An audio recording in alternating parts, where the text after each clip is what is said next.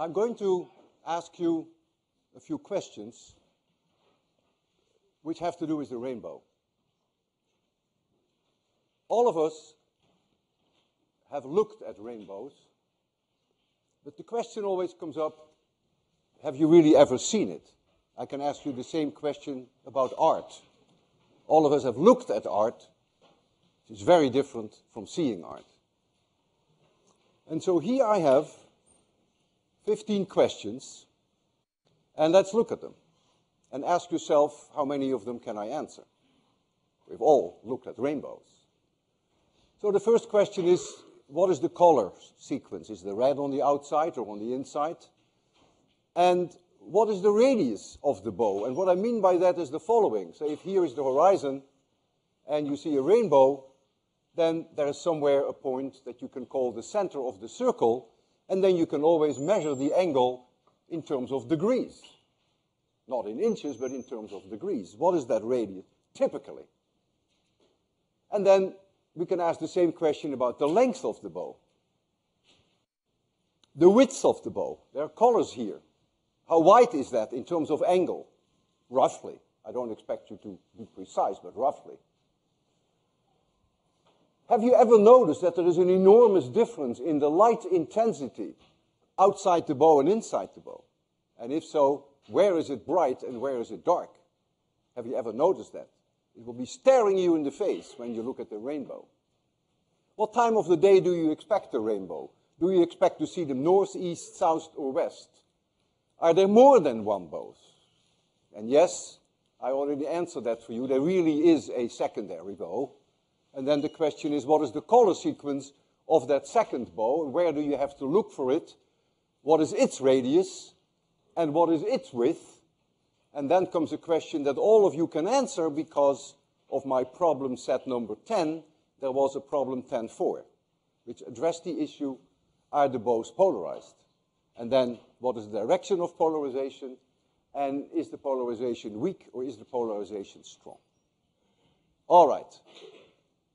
Professor Tekmark, how many questions can you answer? Sheepishly, I think I'm doing less than 50%. That's not bad. Max, that is not bad. Who can answer all 15? 14, 13, 12, 11, 10. Don't be ashamed. 9, 8. Now there comes an area where you may have to become ashamed. 7, 6.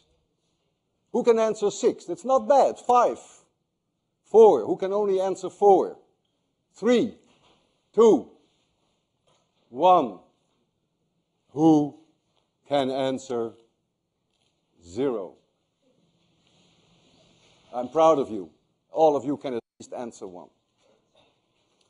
All right, I'm going to make you see a rainbow the way you have never seen it before. Because most of you have never seen a rainbow. This is the picture that you also had on your problem set number 10.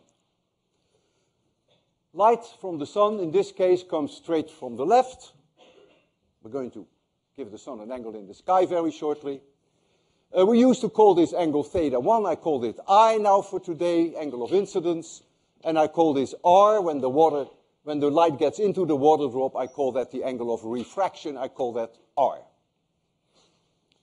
And so with Snell's law, we would then have that N1 times the sine of I, which is the angle of incidence with which the light strikes the water drop.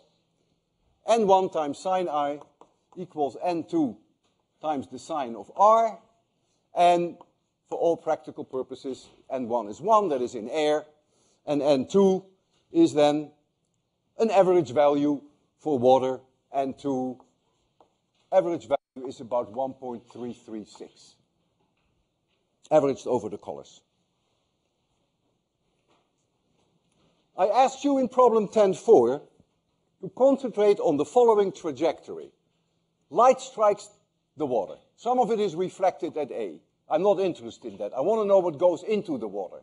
At B, some of it comes out. I'm not interested in that. I want to know how much is reflected. And then at C, some of it is reflected into the water drop. I'm not interested in that. I want to know what's coming out. And what you see now is what comes out makes an angle phi with this horizontal line. And this angle phi is going to play an important role in the rainbow. The first thing I ask you in problem 10.4, of one of the first things, to calculate phi in terms of I and R. Well, here is I, and the same angle I shows up here. Here is an R, here is an R, here is an R, here is an R. It's only a little bit of high school algebra to show that phi is 4R minus 2I. And you've all done that because you already turned in your homework.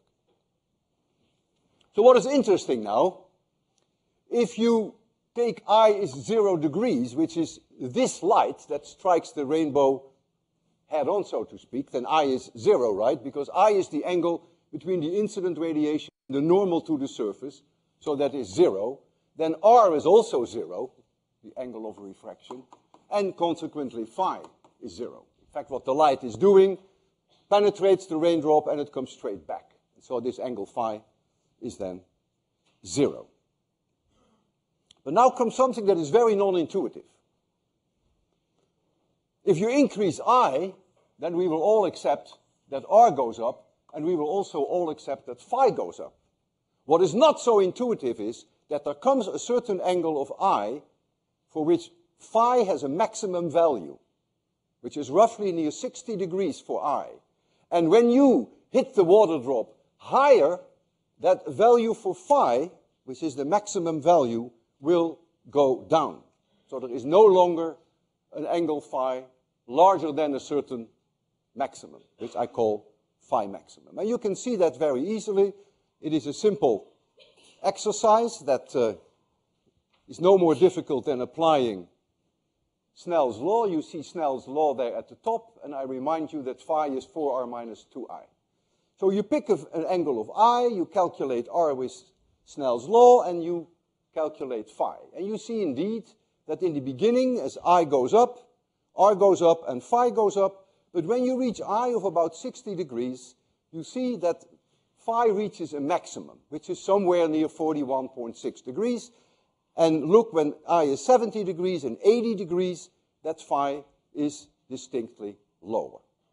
And this now is going to be a key point in our rainbow.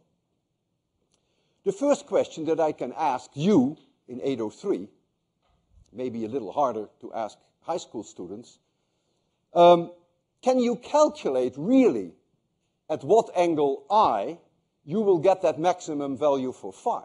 In other words, this is sort of trial and error. Can you actually algebraically derive that? And that was also part of the homework assignment. What you now do is you say phi di equals 0. And then you have a long way to go. It's actually surprising. It takes a long way algebraically to finally conclude that indeed you can calculate that angle of I for which phi is a maximum. The cosine square of that angle is n squared minus 1 divided by 3. In other words, this only gives you the angle of I for which phi is a maximum. And so you substitute in here the value for n. In this case, you take 1.336, and then you know what I is. Well, once you know what I is, you can calculate what R is with Snell's law, and then you know what phi maximum is, because you know that phi is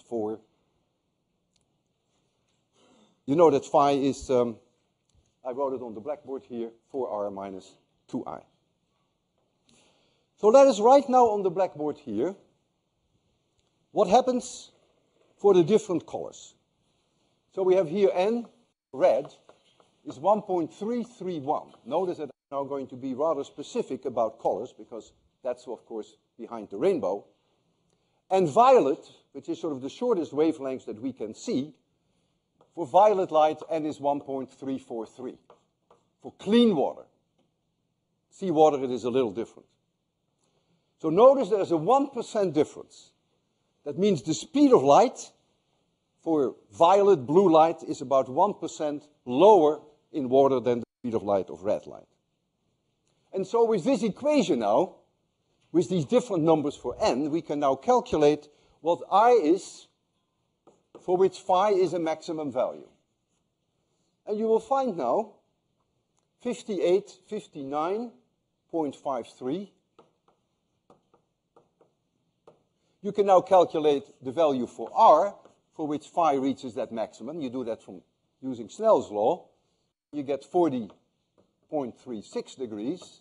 And so now you have your goal, which is your phi max value, which is 42.37. And if you want to, you can round all these off, of course.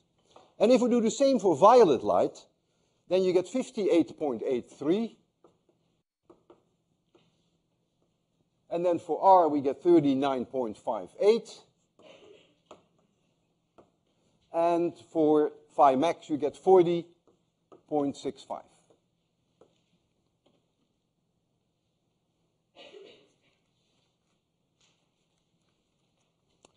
So what does this mean now? This means that if sunlight strikes a water drop, just one water drop, that's all it takes, that a cone of light will be reflected into the direction of the sun. Because all angles for I are present. The sunlight comes from the left, so all angles for I are present. And so let me put here one raindrop. And let's still assume for now that the sunlight comes straight from the left. It means then that the largest value for phi is going to be a cone of light, because the whole problem is, of course, axial symmetric. You're dealing here with spheres. So red is really the winner. Red has the largest value for phi maximum that exists. And for that, we have made a special triangle, which has here for me this angle of 42 degrees. This was made a long time ago. And so I can now draw here an angle of 42 degrees.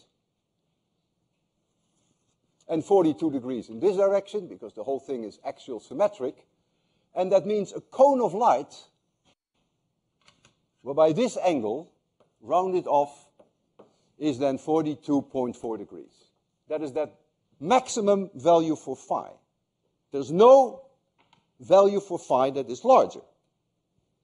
And then I need my violet light, violet color. Where did I leave it? Oh, we have one here. And then the other colors have a smaller value for phi maximum. This is not to scale, but this is then the violet light. And so inside here, you have that cone for the violet light, for which this angle is smaller. It's about 40.65 degrees. At angles smaller than the maximum value for violet light, all colors are being reflected back. There is no restriction. There's only a restriction on the maximum value for phi, but not on the minimum value.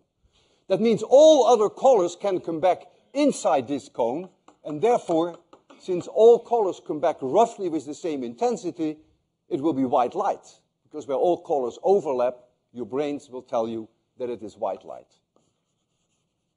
But if you only concentrate on this journey, refraction at A, reflection at B, and refraction at A, there is no light that can come out outside this cone.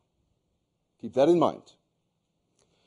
So suppose I had a screen here, and I had a small opening through the screen so that the sunlight can fall through, and I project on that screen, I intersect this cone with that screen. What you would see then is the following. You would see a circle on the outside, which is red, and then you would see all the other colors that follow, and then the last color is the violet, blue-violet.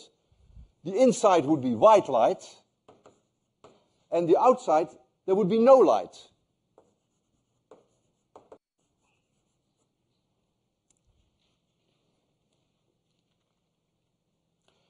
Now there's a key question that some of you must be burning to ask, and that is, how come that the violet light in a rainbow is so clear? The red is clear. It's obvious why the red is clear, because the red is not polluted by any other colors. only the red can come out at an angle of 42.4 degrees. But the violet comes out at a smaller angle. At that same smaller angle of 40.65 degrees, the red can also come out, and the green can also come out, and the yellow can also come out. So why then is it that the violet is still so prominent? That comes now down to light intensities. If you calculate for the various colors, and here you plot phi, the light intensity, and remember intensity is always watts per square meter in terms of units, then you will see that the red light is the winner. This is this angle, this 42.4 degrees, has a maximum here. It's enhanced. It's not obvious at all, but there is an enhancement at that phi maximum. And then the green light, which is a little bit inwards, because phi maximum for green is a little lower, would also have a maximum. And then ultimately the violet light, which is the last one, will also have a maximum. And so it is because of the enhancement at that phi maximum, which is by no means obvious, that is the reason why the blue here, the violet here, still dominates. And here all the colors overlap, and so that's why you see the white light there. So now comes the question, why do we see a rainbow? Well, I'm going to put you now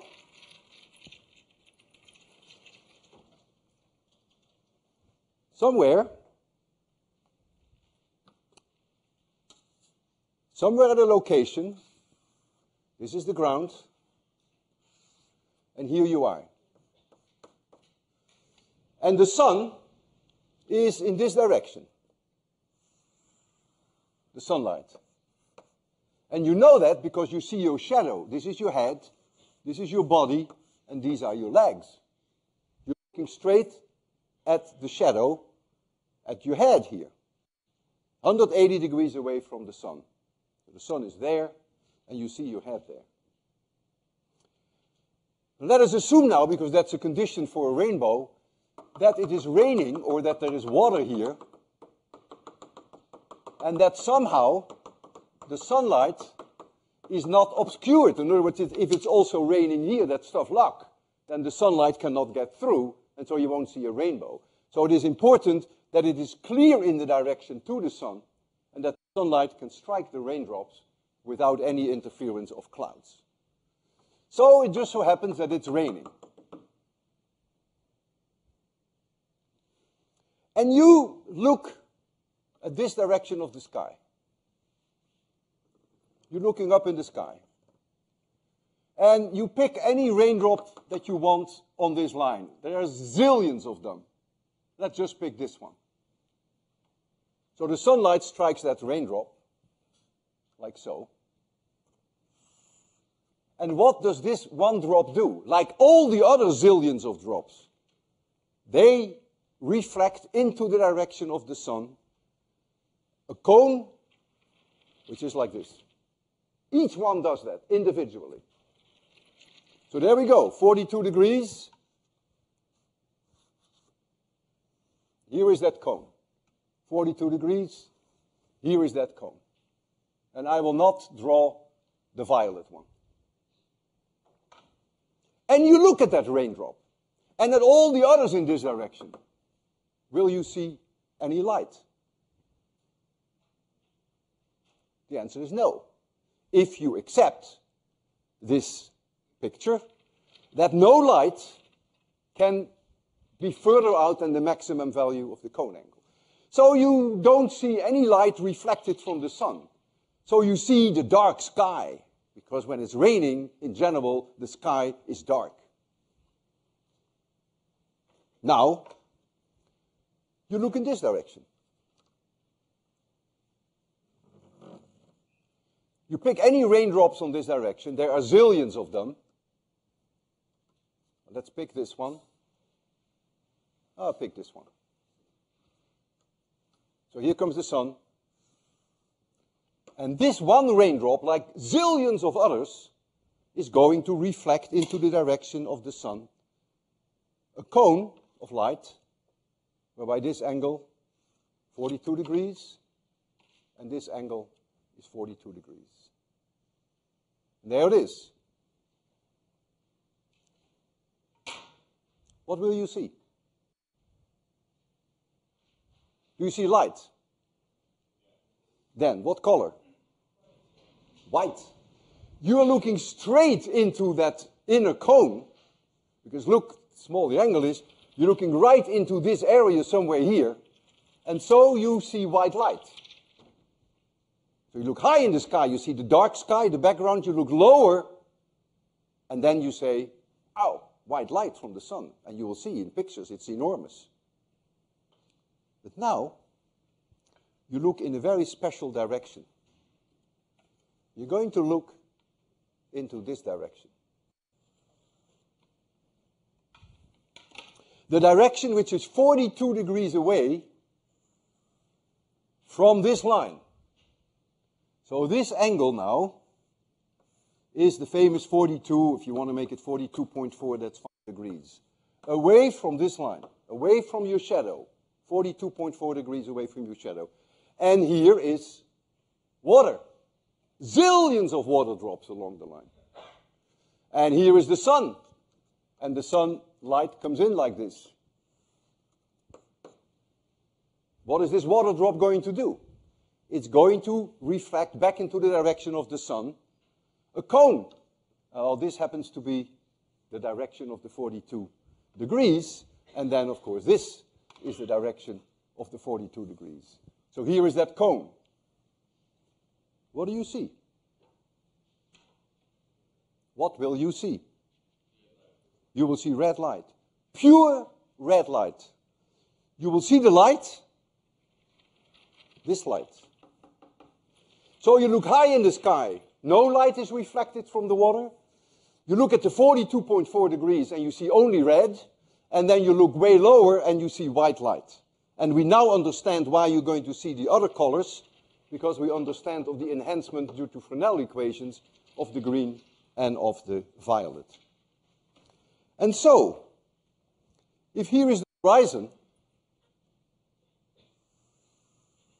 this is away from you now.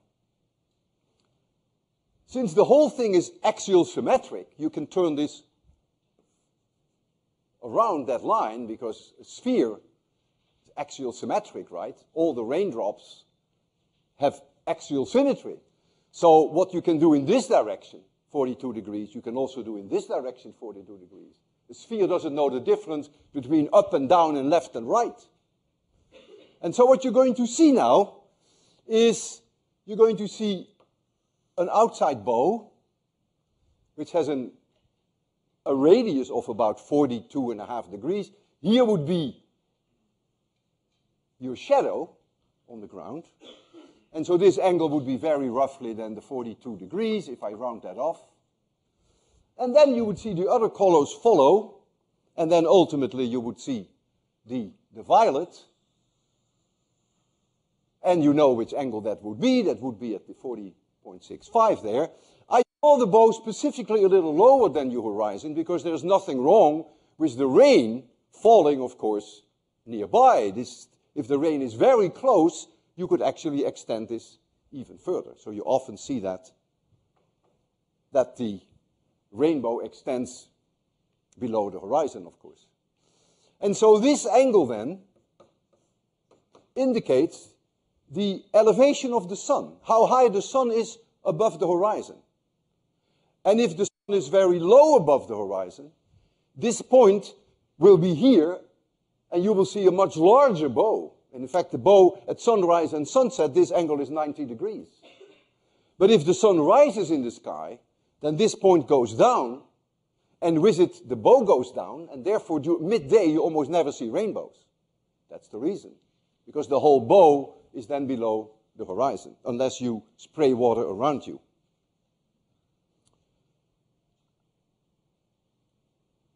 Nature produces two bows. One is called the primary, which is that one, and the other is called the secondary.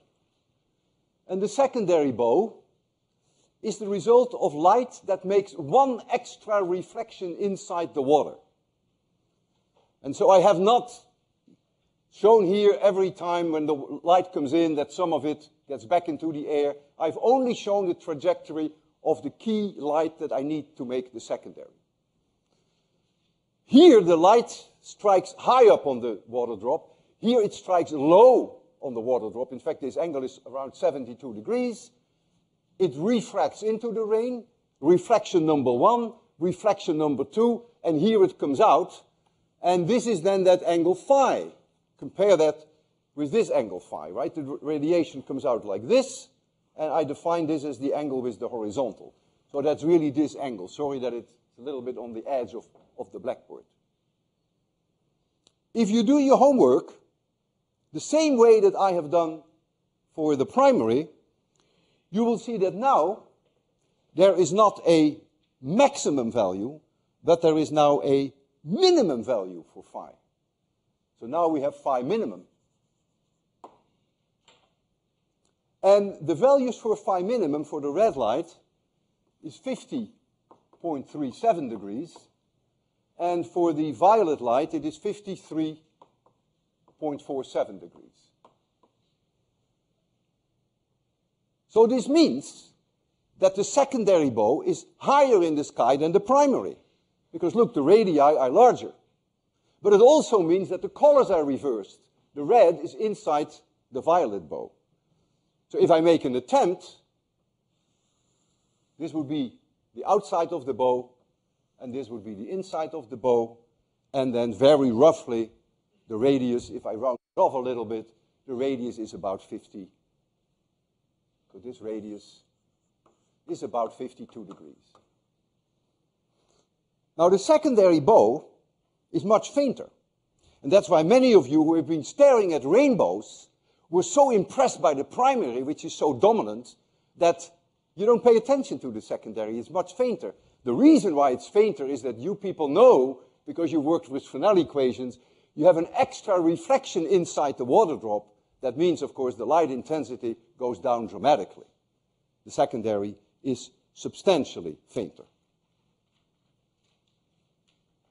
So now I'd like to look at some slides to see whether what we have derived here, whether we can see that also in our slides. So we'll turn this off, make sure that I have light enough. Yes, it's okay to start with the first slide. Yeah, if you turn the light off, thank you very much. So Marcos, oh, I have to do that myself, right?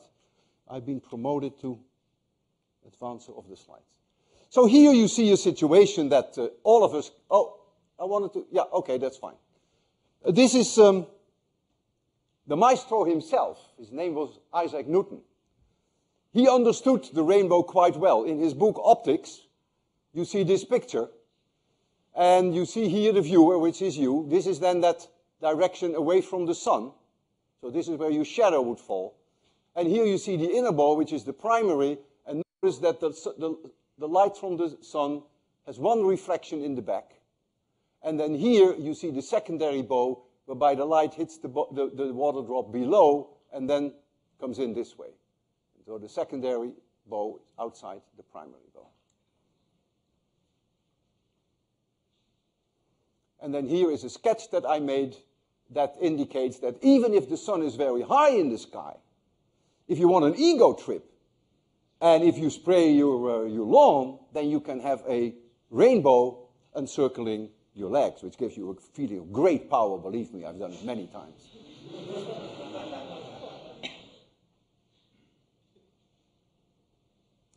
This is a painting from the 8th century in Turkey, and I've always been intrigued by this painting. It undoubtedly has a connection with the Bible, because you see a hand here, and I think in the Bible it says, I do set my bow in the clouds. Now you wonder, the color sequence is not correct, but then again, there is only blue and there is only red. So I think in this case we have a few options.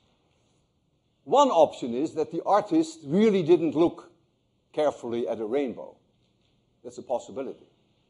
Another possibility is that physics was different in the 8th century. I think we can dismiss that possibility. And then the third one, which I think is the most likely, that it was a conscious decision on the part of the artist. He purposely, or she purposely, reversed the colors. It was his or her opinion, impression of a rainbow. And that's what art is all about. And then 2 colors is perfectly fine to get the idea across. Anything in this country is for sale. So also rainbows. And they're dirt cheap. For $12 you can get a rainbow. But as always, you get what you pay for. This is a fake. Who wants a fake? Because look, the colors are the wrong sequence. So let's not even look at this. Rainbow maker, yeah. Sure. Ha! When I started lecturing 803, that's a long time ago. It was in 1973.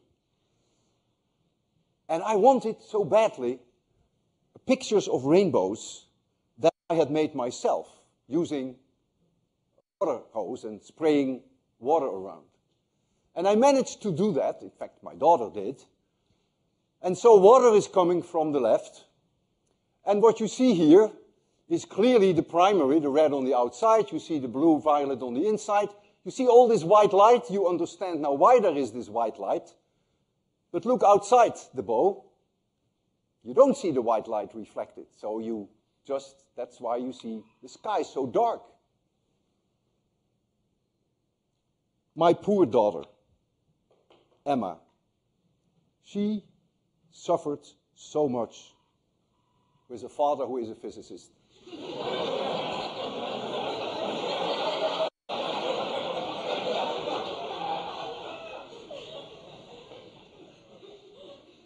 It was January, because my lecture started in February, and it really was freezing cold. And she was crying. But look, you have to sacrifice sometimes for the sake of science. Poor Emma. I also wanted to make an attempt to get a picture of a secondary. That is very difficult because the secondary is so faint. And so I did that over my driveway. I lived in Winchester at the time. And so you clearly see the primary. I don't have to point out where the primary is. And this is the secondary. It is further out. And you see that the colors are reversed. And it is much fainter. A friend of mine, Michael Sorgi, sent me this slide. Very nice. It was a waterfall somewhere in Austria.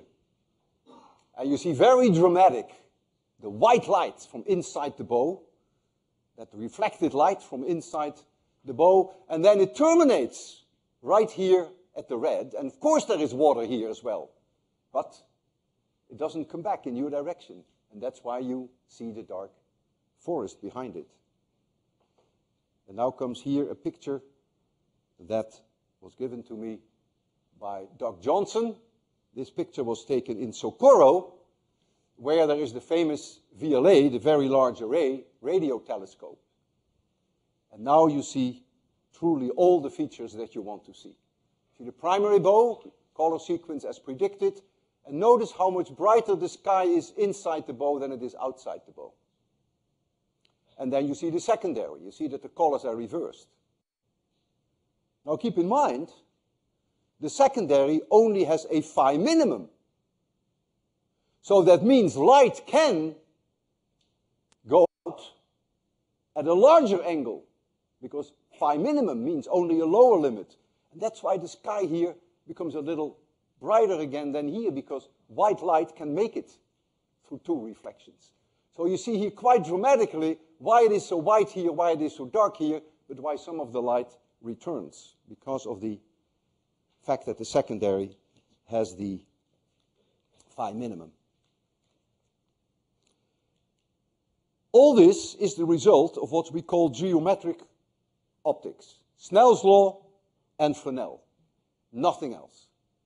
However, this is all very nice and dandy as long as the water drops have a diameter of a few millimeters. when the water drops become smaller, and this effect begins to be noticeable around 1-2 millimeters, then refraction starts to play a role. And reflection has the ability for constructive and destructive interference, as we have seen in 803. And without going through math, which I cannot do this time, there's some other lectures that I do go through the math, I'm just telling you the result, that you can see now sometimes dark bands inside the bow. It's always on the inside of the primary, and then of course other areas are a little brighter. The dark bands are then destructive interference. And when you look carefully at this one, they are called, by the way, supernumerary bows. And when you look at this one, you can actually see such a dark band here, with a little bit of imagination. Diffraction becomes very important if the size of the water drops gets down to 100 microns, tenths of a millimeter, and 50 microns. And when it is even smaller than 50 microns, diffraction ruins all the colors begin to overlap, and the bow also becomes much wider. And then, when the colors go away, you see white light. And so you see a white rainbow. It's also called a fog bow. I have never seen a white rainbow, but I was so fortunate that when I lectured in 1973 for the first time, 803, that there was a student in my audience who, that summer after the lectures, went on an expedition to the North Pole. And he was at Fletcher Island, and he sent me a picture of a white rainbow, which you will see very shortly, which he took 340 miles from the North Pole at Fletcher Island. He took it at 2 a.m. in the morning, at midnight, in July, when the sun is above the horizon. And there is a striking example of a white rainbow. And whenever you see a white rainbow, which is always the reason, it must still be water, it's not ice. Ice doesn't give you rainbows. You need spherical symmetry. You need spherical objects to get rainbows. You always see supernumerary bows because of the fact that it is diffraction that is doing it. And so you see here this dark band here, and then it starts white again. So this is not so uncommon that in white rainbows you see supernumerary bows. I've never seen this one.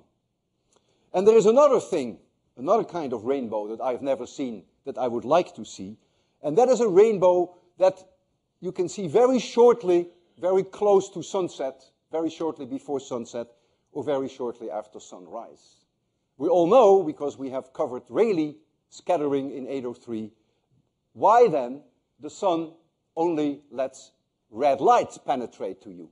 The whole sky becomes red. The clouds become red. There is only red light. There is no white light anymore. There is no blue light. There is no green light anymore. So what is nature going to do when it produces a rainbow?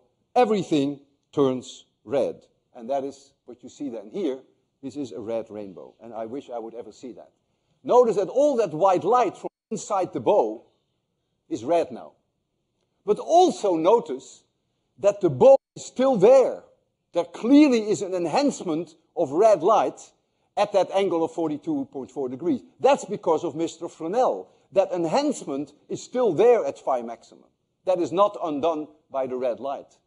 And so it's not surprising then that the bow itself still stands out very clearly, and then that the inside of the bow becomes now also red. You've now reached the point that you should be able to answer all the questions. And to prepare you for that, I think this is a good moment to have our 4-minute break, our traditional break. So we will reconvene in 4 minutes, and then I expect all of you to be able to answer these questions. So we will start again in 4 minutes. All right, so here is your chance. Most of them, of course, are trivial for you now. Clearly red is on the outside. The radius is about 42 degrees. We work through that quantitatively. And the length of the bow, yeah, that depends on where it's raining. I mean, if it's only raining there, you would only see a small portion of the rainbow, of course. And what is important is the elevation of the sun. The higher the elevation of the sun, the less rainbow you see. We just discussed that. And then the width of the bow. Ah, that's a good one. That's a good one. The width of the bow. You would think that the width of the bow is the difference between the two angles phi maximum. And that means that the width of the bow would then be 1.8 degrees. But that's not true. If there are any astronomers in my audience, you can probably tell me why you have to add to the 1.8 degrees, why you have to add half a degree. The actual width is closer to 2.3 degrees. Why is that? I see one hand. I want to see a few more hands. Any astronomers?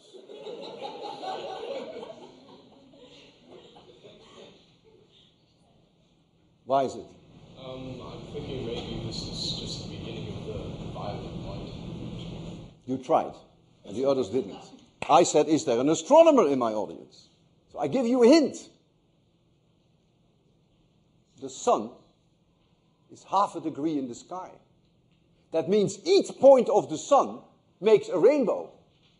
And since in this direction you have half a degree and in this direction you have half a degree, imagine that when you see these rainbows there, that you obviously get a spread in this direction of half a degree and also in this direction. And so you have to add half a degree, and that's actually quite noticeable. It's the finite size of the sun. Half a degree is the diameter of our sun. And so also the width of the secondary is not just the difference between these numbers, which would give you about 3.1 degrees, but it's closer to 3.6 degrees. And so we know there is a secondary, the time of the day. Yeah, well, when does it rain? And when is the sun low in the sky? Midday, you're not likely to see rainbows because the sun is too high in the sky. It depends, of course, on the season, whether it's summer or winter. I've been told that it rains more often in the afternoon than in the morning. If that's true, then the afternoon is a more likely time than the morning. And that is when the bow would obviously appear then in the east, when the sun is in the west. And certainly in Boston, the sun during midday would never be in the north. You have to go for that to the southern hemisphere. So you're not likely to see a rainbow in the south. But you might see rainbows in the north in the winter when the sun is low in the horizon. So that covers the idea of time of the day and in what direction. So the secondary is there.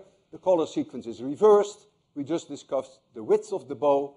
And the radius of the bow is about 52 degrees. And now comes the question that all of you have worked out. Problem set number 10. Is the bow polarized? And the answer is yes. And is it weakly polarized? No. It is enormously polarized. And you all came up, I hope, with the right answer. Problem 10 for H, I think it was, 91%. The degree of linear polarization is 91%. And I will, of course, demonstrate that today. As far as the direction of the polarization is concerned, well, think about Fresnel's equations and think about the Brewster angle, because the Brewster angle is really responsible for the fact that the rainbow is so highly polarized. Remember, the tangent of the Brewster angle, in this case, would be 1 divided by 1.336, if I take this as the average index of refraction for light. That leads then to a Brewster angle of about, say that Brewster, of roughly 36.8 degrees. But remember that R, this angle of reflection, when you make the rainbow, that R is 40 degrees. That's where the colors come from. Well, that is only a few degrees away from the Brewster angle. So as this light comes in, unpolarized, here it is still perhaps not completely unpolarized, but not very strongly polarized, but it is here that the action starts. This angle is within a few degrees of the Brewster angle, so this light that comes back is polarized perpendicular to the plane of incidence. And so whatever comes out here is, of course, also perpendicular to the plane of incidence. So the E vector is oscillating like this. Remember, the plane of incidence is defined as the direction of the light and the normal to the surface. So that's, in this case, the blackboard. And so the radiation is polarized. You have calculated it for 91% linearly polarized. And because of the axial symmetry of the problem, that means it is polarized like this, in this direction, and here it's polarized like this, and here it's polarized like that. Nearly 100%. When I see a rainbow, I always check whether it's really polarized, because I always worry about it. Maybe someday it may not be polarized. And so when I go to the beach, which I often do, Plum Island, 1 hour north of here, wonderful reservation land. In the afternoon, the sun is there, and the ocean, the water is there. Then the waves come in, and the water splashes up. And then, 42 degrees away from my shadow, when the water splashes up, whoosh, rainbow. Whoosh, rainbow here, whoosh, rainbow there. The water splashes up high, beautiful. Rainbow just for me, beautiful. And I remember a few years ago, I took a friend to Plum Island. His name is Bill Pridorsky. He's also a physicist.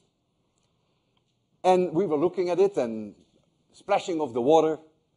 And I said, Bill, look at the rainbow. Bill looks. What rainbow? It's not raining, he says. I said, look at the water. Look at the waves. Bill looks. Nothing. I said, well, let's just wait for a real good one. And boy, it was a real wave coming in, and the water splashed up. A gorgeous rainbow. Bill did not see a rainbow. So I got a little annoyed. And then I looked at Bill. And he looked like this.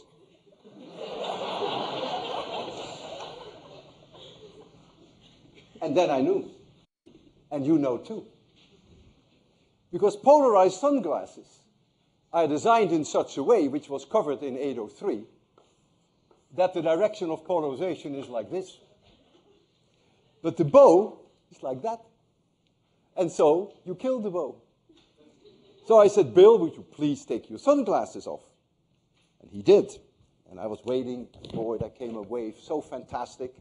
And Bill looked and he says, nice rainbow, Walter. Very low key. He comes from the south, you know. This nice rainbow, Walter. Yeah, that was a nice experience. So now I want to demonstrate to you a rainbow. I asked all of you to bring an umbrella. But most of you didn't. Who brought an umbrella? See, the problem is that the majority did not, and we were afraid of that. So therefore, we had to change the demonstration from real rain to something that is a little bit of rain. In fact, it is so little rain that it's only one raindrop. Not very much rain, is it? Here it is. One raindrop. Can I make you see a rainbow with one raindrop? No, because you see here why you need millions of them. Can I make you see this with one raindrop? Yes, I can. Here is my light gun. Going to blind you. And then out of this one drop comes this cone. Red on the outside, blue on the inside, and then white. And that's what I can show you. And I can show you that this light is highly polarized. I asked you to bring your polarizers, but not for this demonstration. Because when the light reflects off the screen, the polarization is lost. It's only on the way to the screen that it is polarized. One water drop. Don't expect too much. It's only one water drop. So the rainbow will be faint, if we call it a rainbow for now. And of course, you don't want to be blinded, so we are also going to absorb the sunlight so that you will actually be able to see the bow there. The light is so faint that your eyes have to adjust first to the darkness. So if we turn the lights off, I'll give you 30 seconds to get used to the darkness. And in the meantime, this is so properly timed that the screen is coming down.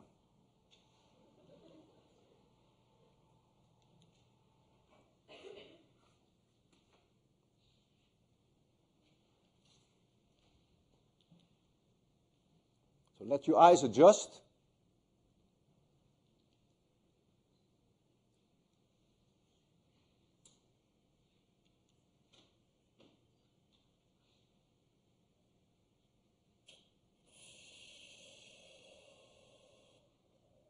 And there it is. If that's not red on the outside, what is? If that's not blue on the inside, what is? And you see the white light here? This is the primary bow. This is not the secondary. This is some weird reflection because of the glass. And this is highly polarized. I have a polarimeter here, and I will hold that in the beam. This is the way that the light can go through. Can you see that? It goes through. And now I'll rotate it 90 degrees, and I can kill that light. It is nearly 100% polarized. If I do it here, the angle is different. The polarization angle is like this. So this is the way that I can let the light through. Of course, there's always absorption, right? With a polarized, always 50% is lost anyhow, and then there's in addition some absorption. But it's clear that the light goes through there, and now I rotate it 90 degrees, and then you kill it. But of course, the white light, which is very close to the bow, is also the result of reflection at that point B in the back of the water drop. So that white light, certainly the white light here and there, is of course also very close to the Brewster angle. So that is also highly polarized. And so you can see that the white light goes through here, and if I rotate it 90 degrees, that white light also goes away. And of course, when you go further in, then the degree of linear polarization becomes less. So this is then what you can do. Yeah, we can have lights again. This is what you can do then with one water drop. It has all the ingredients, all the physics that you need to explain and to understand the rainbow, but it's really not the rainbow itself. There are other phenomena in the sky which are very common. And they are also remarkable. And many of you may never have seen them, and yet they're so common that I see them every week. And so I want you to become alert to them without going into the details of the physics. Ice crystals high up in the atmosphere can cause stunning halos. The most famous one is a 22-degree halo that you can see around the sun, and you can see around the moon. You can see it summer and winter because high up in the atmosphere, the temperature is way below freezing. Red is on the inside. Colors are never truly spectacular. The 22-degree halo is so common that it's fair to say I see it almost every week. And the reason why you probably don't, who wants to look in the direction of the sun, you know, because that's a terrible thing to do. Well, what I do, I first hold up my fist, and I block out the sun, and then I look. And that's why I see them so often. The moon is, of course, easier because you don't have to block out the light from the moon. So if you look at the moon, very often, several times a month, you see this gorgeous 22-degree halo. And then there are many other phenomena, of which I will show you also a picture, which are all the result of ice crystals. They have names. They are called sundogs. It's a 46-degree halo. 24 individual names are identified in books for these various arcs, tangents that you see from the ice crystals. So if I can have the next slide on this and make it dark, then I think we're coming up to that's the 22-degree halo. You see the red is on the inside. It's not as colorful as a rainbow, but it's very distinct. There is no question when you see it, you know you're looking at the 22-degree halo. And this is then a phenomenon that is very rare. I've never seen it so complete. This is the 22-degree halo. And then there is here one that you don't see so well, which is the 46-degree halo. And these things are called sundogs. And this arc has a special name. The sundogs I see often, actually, here in Boston. They're not so uncommon at all. This picture was taken near the South Pole station. So this business with ice crystals is quite common. I lost my light, but I found it. There is another phenomenon which probably all of you have seen, which is called a glory. And a glory is not the result of refraction and reflection, but the glory is the result of diffraction. You only see glories when you have extremely fine water drops. For instance, as you have them in clouds sometimes. And most common, you see it when you fly over clouds and you have a seat away from the sun. In fact, that's the reason why I always, when I make reservations, I always want a seat away from the sun. Then you look in the direction where the shadow of your plane would be, and if you fly very low, you can actually see the shadow of your plane. And then you see around the shadow of your plane these beautifully colorful circles. They are complete circles. Their diameter is a strong function of the size of the water drops. Like with all diffraction, the smaller the water drops, the larger the angle. And the larger the water drops, the smaller the angle. So if you fly over various clouds, you may see that the glory changes in size. I've seen that many times. And so let me show you then a picture that I took several years ago of a glory. And many of you have seen this. In fact, I get countless pictures by email from students who took my lectures and people who didn't take my lectures, who send me this kind of stuff and say, Professor Lewin, we've seen a complete rainbow. Well, this has nothing to do with a rainbow. Of course, you can see the angle is also way smaller. But that depends, again, on the size of the water drops. The angle can be very large. And you can also know from this picture where my seat was. You're always at the center, of course, where your camera is, at the center of the glory. So I was sitting just behind the wings, which is another reason why I always not only want to see on the side away from the sun, but I also want to have a clear view of the ground, which is a little bit more complicated sometimes. I always dreamed of sainthood. Chances are small, but never zero. And so I decided if I can somehow create a glory around my own head, can't do any harm. Many years ago, I visited Georgia, the Caucasus, was still part of the Soviet Union, and my host took me to the 6-meter telescope there, which was at the time the largest optical telescope on Earth. And I was very welcomed, very gracefully, very nice food. And then I talked to the local astronomers, and they said, you know that this telescope is a joke. It just cannot produce any science. And I said, well, what do you mean by that? They said, well, it was put at the wrong location. Every evening, just before sunset, the fog comes up from the valley, and you can't observe. You're in the clouds all night.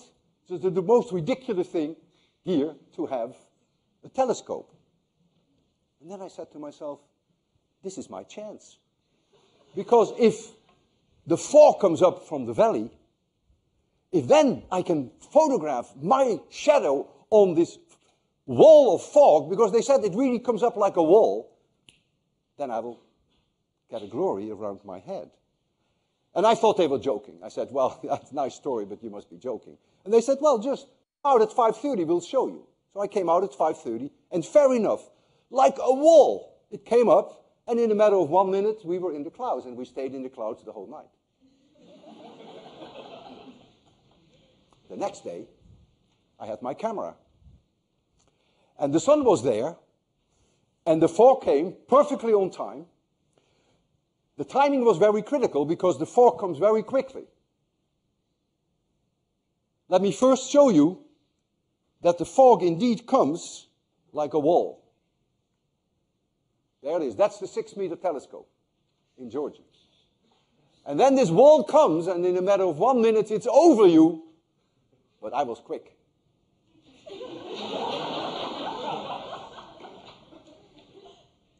St. Walter, after all. Isn't that a nice example of a glory around my head?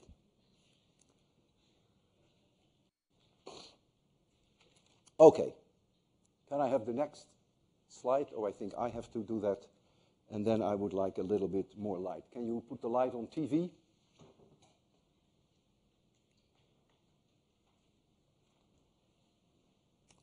I suppose that you recognize this slide. It is the mystery picture of 803 of the web page. It was the astronomy picture of the day on September 13. I received about 3,000 responses from viewers all over the world, and I answered each one of them. It took me 2 months. I did about 50 per day. About 50 people had the right idea about what causes this phenomenon, 2 from MIT. But of those 50, there were really only about 5 who had a complete understanding of the physics. About 400 of the 3,000 believed that it is a glory. Well, clearly you know now enough that this is not a glory. Many explanations were very interesting. Some believed it was an atomic explosion.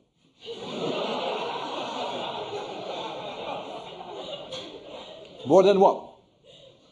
Others suggested that I was photographing a total solar eclipse. Imagine, the day was given. It was June 20. It never occurred to them that there was no total solar eclipse on June 20. But that's a detail. Some people who knew that I was an astronomer said, you were photographing a supernova explosion. There were 3 people independently who said the rings were caused by the vibration of a jackhammer.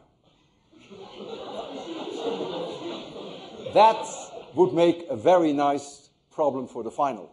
How do you get this from a jackhammer?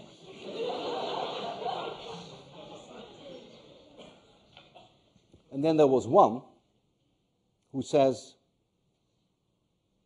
it's the sun shining through a peephole like those you find in sex parlors.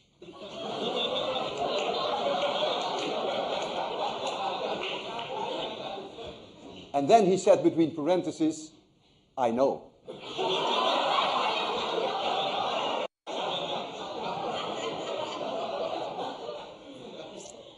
The very best solution came from a 5-year-old girl who wrote me a letter, handwriting, and I really want to quote her verbatim. She says, Professor Lewin, it's very simple. You painted the picture with crayons on the ground and you photographed it.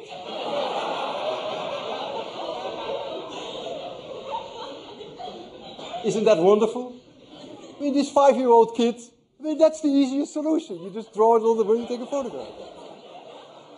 So I sent her a very nice letter back, and I said that she was very close. I was very strange. All right, let's look at this picture. Red is on the outside, violet is on the inside, and white light comes from inside the bow. This can only be produced by spherical, transparent beads. There is no other way. The radius is very small, it's about 20 degrees. It cannot possibly be due to water. For one thing, there is no water. Also, the width of the bow, the width which you can easily measure with a ruler, the width of the bow is about 16% of the radius, whereas with water bows, that's only about 5%. On June 20, I visited the Coronae Museum in Lincoln, sculpture garden, with my son and my significant other, who is in the audience. It was about 1 p.m., and we walked by an area where a new construction was going on because the Coronae was building a new visiting center. And my son Chuck all of a sudden said, Dad, look! And we all looked at it. And this is what we saw.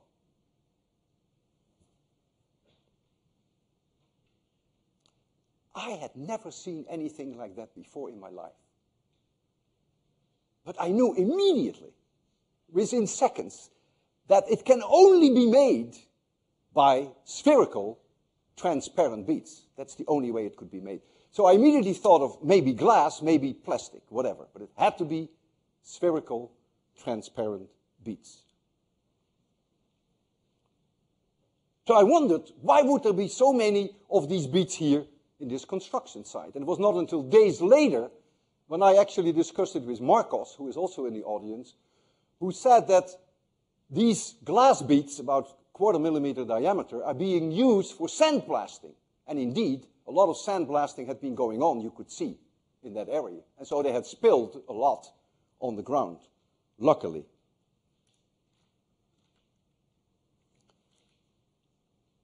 In problem 10.4, I made an effort to give it away to you, so that you could score your extra credit for 803. I really tried to give it away, but only one person got the message. I wrote in problem 10.4, in the last question, and I quote myself verbatim, "In a world far, far away, rain comes down as small drops of glass." And then, after you had done all the work for the rainbow problem, all I asked you, what is now the radius of a glass bow? And what was the answer? 22.8 degrees. But none of you made the connection with this picture, except for one person who did. So let's look at the physics. It doesn't take very much. I can have all the lights. So if we take the index of refraction for glass 1.5, and I use where is my cosine square? I use this equation, then I can calculate what the maximum angle is of phi, and I'm not going to do it for different colors. I just take a mean value of 1.5. So I simply substitute 1.5 in this equation. And that gives me then an I for which the phi, the maximum angle is reached. That is 49.8 degrees. That then translates with Snell's law to a phi maximum for the angle of refraction of 30.6 degrees. So that's simply a matter of Snell's law. And then phi is 4r minus 2i. And so we now get phi max is about 22.8 degrees. You can calculate from my picture with a ruler the linear size of the bow. Of course, we always think in terms of angular size, but you can actually calculate the linear size. If you can give me TV, because you know my head, that's about 20 centimeters. And so you can calculate now what the radius of that bow is in terms of linear size. And that comes out to be about 65 centimeters. Now the angle is about 20 degrees, so I was bent over a little. So my head was about 5 feet from the ground, and I took the picture, and that exactly gives you then the angle of about 20 degrees. Now, I made on the spot a very quick calculation in my head about the Brewster angle. Because I remember, since I've taken 803, that the tangent of the Brewster angle is 1 over the index of refraction. So that is 1 over 1.5. Now, I didn't have a calculator on me, but I came roughly that the Brewster angle was probably around 34 degrees. And so I concluded that that was probably very close to the Brewster, to the R value, in other words, to the value here, which makes the rainbow. So the theta Brewster for the transition from glass into air is about 33.7 degrees. And it is within 3 degrees of this value. And even though I couldn't be so precise there on the spot, I concluded it had to be highly polarized. I always carry on me, as you will from now on, always a linear polarizer on me. So I took my linear polarizer and I impressed my significant other, you can ask her. And I said, look through the linear polarizer. And indeed, when we looked at the bow, highly polarized.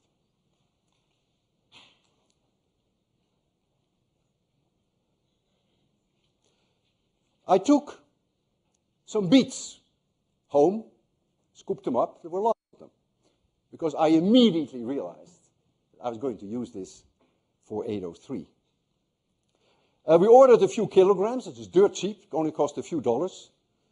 And Marcos glued them on black paper. Here is the black paper, and here are the glass beads on the black paper. The sun is in the back of 6120, and we hired someone, an expert, to turn on the sun, and we hired someone to turn off the lights in the lecture hall. And here I'm standing in front of the glass beads. On June 20, the sun was high in the sky, and the glass beads were there. Today, December 7, the sun is there, and the glass beads are here. And you won't believe what I'm seeing. I'm seeing that. I see a beautiful glass bow. I see white from the inside. I have my linear polarizer with me. And boy, is it polarized.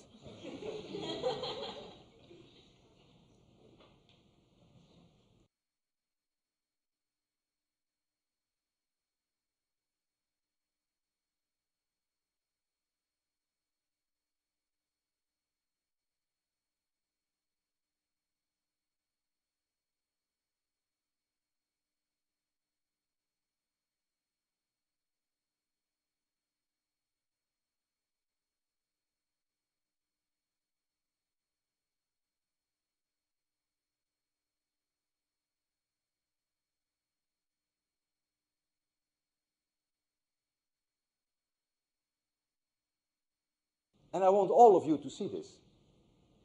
I don't think this has ever been demonstrated in any lecture hall. When you see this, you will just never forget it. Not only will you never forget this, but whenever in your life you will see a rainbow, you will think of me. I want you to be very careful as you come down the stairs. Bring your linear polarizers and take your time. We have at least 10 minutes left in this lecture. I planned it that way. Be very careful, don't run into this stuff. I hope to see all of you on Thursday when I will give my last farewell lecture. And then you're on your own if you think you can handle it.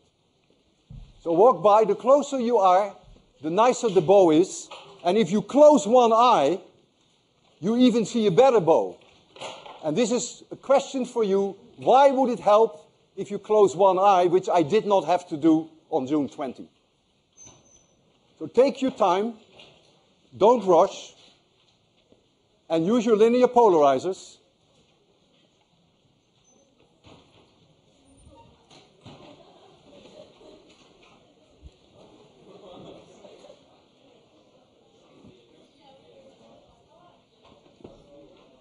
Don't rush. Where's my card?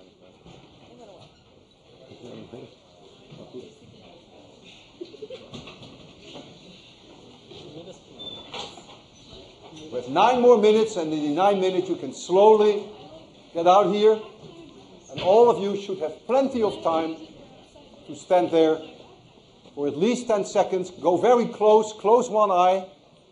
When you close, you see it even more dramatic, because the angle will always be 23 degrees, no matter what your distance is. But if you're very close, then the linear size of the bow will change, not the angle. And then convince yourself about the degree of polarization. You have a polarimeter, Jeffrey? Oh. Yeah, so do I. Yeah. You're a physicist, of course. I didn't mean to insult you. No. Polarizing? Is there main? Do you stuff like polarizing? Yeah.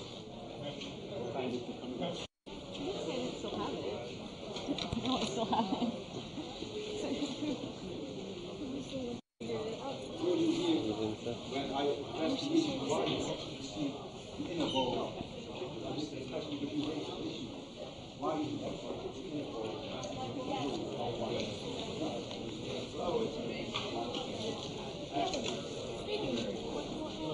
Same with mine. Your teacher should have been with us. Any way of getting any? I am impressed by myself. I'm sure they'll make it even if you ask. Never knew you polarized it? No. You were a physicist. Yeah, you're probably right.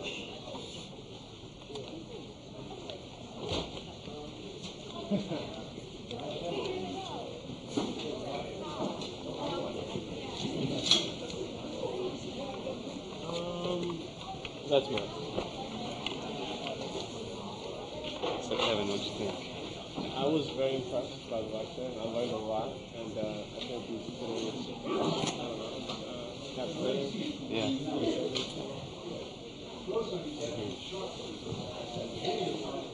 Seems to lead an interesting life. Yeah. And I can tell he was very passionate about his subject, which is great. The angular size is independent of your distance, but that the linear size of the bow, of course, becomes smaller if you're closer. I'm a sophomore. Third term physics. Yeah, I know. There are some people who take it freshman year. Yeah, And, there are. yeah. Now, if you're course 8, then, you know, you're either taking it like first semester freshman or first semester. Well, you can always borrow one. But, you know.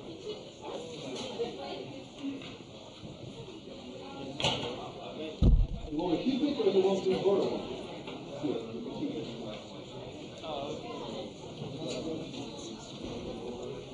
It was really funny to like listen to him stand there and say, "You won't believe what I'm seeing now." I'm like, "You can't see anything of the board." Like I knew that it was there, but if someone that walked the room, they'd be like, "That guy's crazy." But if they know it's Lewin, then they know he's crazy. See you later. Alright, bye. I don't think we do. No, I won.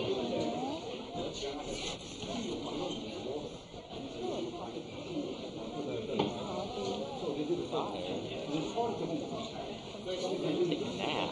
Something class? I'm going to work. No way.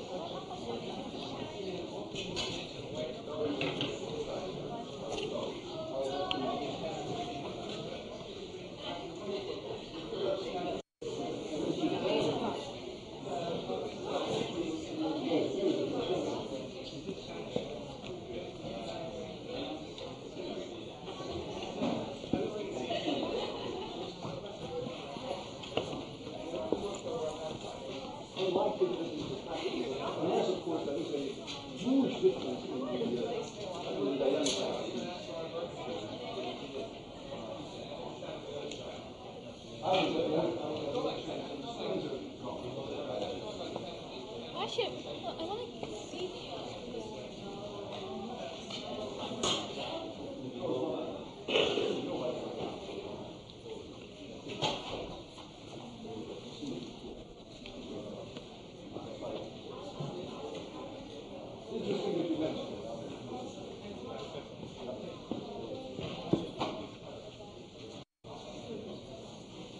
Now that comes from somewhere else. That is there must be some kind of prison way that you can affect it. Nothing to do with it. Nothing to do with it. So you would see that probably that's to do with our son. Our son is a special son.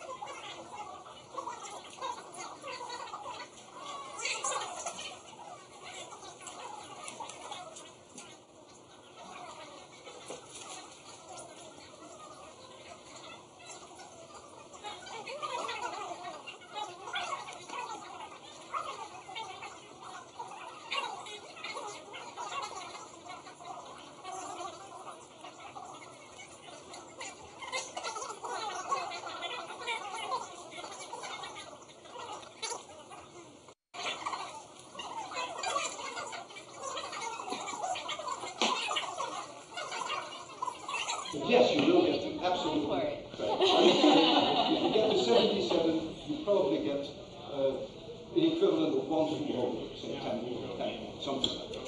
But I will decide this with you. What's the sense?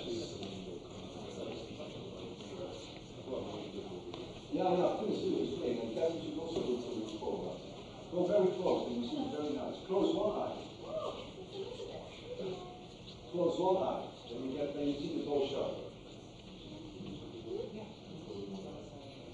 And the reason is that the light source is too close. I'm sorry.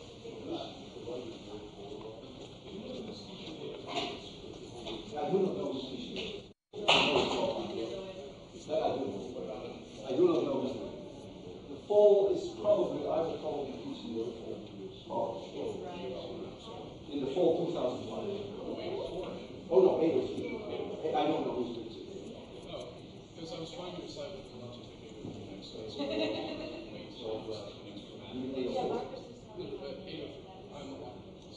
if you can choose between fall and spring, and if you want me to selection, because I thought that it was so much fall.